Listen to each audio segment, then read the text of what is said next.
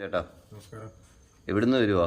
ഞാൻ റാന്നിയിൽ എവിടെയാ? റാന്നി ടൗണിൽ തന്നെയാണ്. അങ്ങ് എന്ത് ചെയ്യുവാ? ഞാനൊരു കോൺട്രാക്ടറാണ്. കോൺട്രാക്ടറാണ്.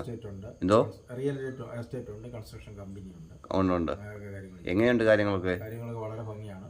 ഇവിടെ വരാൻ കാരണം? ഞാൻ 4 പ്രാവശ്യം ഇവിടെ വരാൻ തുടങ്ങി. എത്ര വട്ടം? 4 പ്രാവശ്യമായി. 4 പ്രദോഷം റാന്നി 4 പ്രദോഷത്തിന് വന്നു. ആര് പറഞ്ഞിട്ടാ ഇവിടെ വന്നേ? ഒരു കസിൻ സിസ്റ്റർ ഇടുക്കിയിലുണ്ട്. ഇടുക്കിയിലോ? 2-3 പേരുണ്ട്. അവർ വന്നു എന്നോട് പറഞ്ഞു ഇങ്ങനെയൊക്കെയുള്ള വളരെ പ്രയോജനകരമായ, അതായത് പോസിറ്റീവായ കാര്യങ്ങളാണെന്ന് പറഞ്ഞു. അതെ. അപ്പോൾ ഞാൻ 3-4 കാര്യങ്ങൾ ഇങ്ങനെ പെൻഡിങ് കിടന്നിട്ട് ഇവിടെ വന്നു. ഓക്കെ. പക്ഷേ ആ പ്രദോഷത്തിന് മുമ്പ് തലേ ദിവസം ആ കാര്യങ്ങൾ നടന്നിരിക്കും.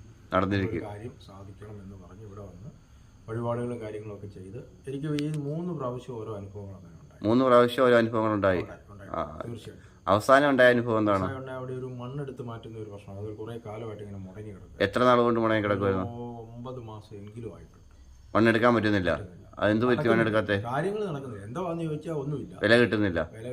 കാര്യങ്ങൾ നടക്കുന്നില്ല. ഒന്നുമില്ല. അത് കഴിഞ്ഞാൽ ഞാൻ കഴിഞ്ഞ ആഴ്ച അന്ന് തിരുമേനിയെ വന്ന് കണ്ട് തിരുമേനി അകത്ത് കയറി കാര്യമായി പ്രാർത്ഥിച്ചു. അതെ. പക്ഷെ 5-ാമത്തെ ദിവസം അവിടെ ആള് വന്നു. ഓക്കെ ആയി. ധാരണയായി പേപ്പറാക്കി കൊടുത്താൽ മതി. ഇപ്പൊ 3 പ്രദോഷമാണ് തിരുമേനി പറഞ്ഞത്. പക്ഷെ 2 പ്രദോഷത്തിനുള്ളിൽ കാര്യം പൂർണ്ണമായി നടക്കും. 1 പ്രദോഷത്തിനുള്ളിൽ ഒരു പ്രദോഷത്തിനുള്ളിൽ എഗ്രിമെന്റ് ആയി. 2-ാമത്തെ പ്രദോഷത്തിനുള്ളിൽ അത് പൂർണ്ണമായിട്ടും നടക്കും. അത്രയും തന്നെ പോകുകയില്ല. അത്രേ ഉള്ളൂ. പിന്നെ അതിനകത്ത് ഒരു ചടങ്ങ് വരാതിരിക്കാൻ വേണ്ടി വീണ്ടും ഒന്നുകൂടെ പ്രാർത്ഥിക്കാനാണ് ഞാൻ വന്നത്. അതെ. റാന്നിന്ന് വന്നതാ. ആഹാ. എന്താ ഭക്തജനങ്ങളോട് പറയാനുള്ളത്? എന്തോ ഭക്തജനങ്ങളോട് അങ്ങേക്ക് എന്താ പറയാനുള്ളത്? ആണെങ്കിലും നല്ല ഒരു അനുഭവം, പോസിറ്റീവായ അനുഭവം ഇവിടെ വരുന്നവർക്ക് എല്ലാം ഉണ്ടാകുന്നുണ്ടെന്നാണ് ഞാനിവിടെ പലരോട് സംസാരിച്ചതെന്ന് എനിക്ക് മനസ്സിലാവും. അതെ. ഇനി പ്രദോഷത്തിൽ പങ്കെടുക്കുക എന്നുള്ളത് ഒരു പ്രധാന കാര്യമാണ്. അതെ. ആ രീതിയിലത് ഒരു സംശയങ്ങളും. അതെ. അടിയുറച്ച വിശ്വാസം ഉണ്ടാകുക. അങ്ങനെയുള്ള ഒരുപാട് പേരെ ഞാൻ കണ്ടു പല സ്ഥലങ്ങളിലുള്ള. തീർച്ചയായിട്ടും. വിശ്വാസം കൈവിടാതിരിക്കുക. ചിലപ്പോൾ പരീക്ഷണങ്ങൾ ഉണ്ടാകാം, എന്നാലും കൈവിടാതിരിക്കുക.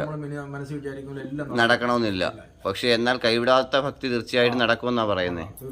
തീർച്ചയായിട്ടും. ഭഗവാൻ എന്താ പറയാനുള്ളത്? ഭഗവാനോട് ചെയ്ത സഹായത്തിനെല്ലാം നന്ദി പറയുന്നു. ഭഗവാനോട് കടപ്പെട്ടിരിക്കുക. ഭഗവാന്റെ നാമം ജപിക്കുന്നുണ്ടോ?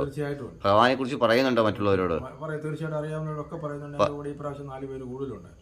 4 പേര് കൂടുതലുണ്ടായിരുന്നു. പ്രദോഷം അങ്ങ് പറഞ്ഞിട്ട് വന്നെയാണോ? എവിടെ ഉള്ളവരായിരുന്നു? റാന്നിക്കാരായിരുന്നു. നിൽക്കുന്നുണ്ട്.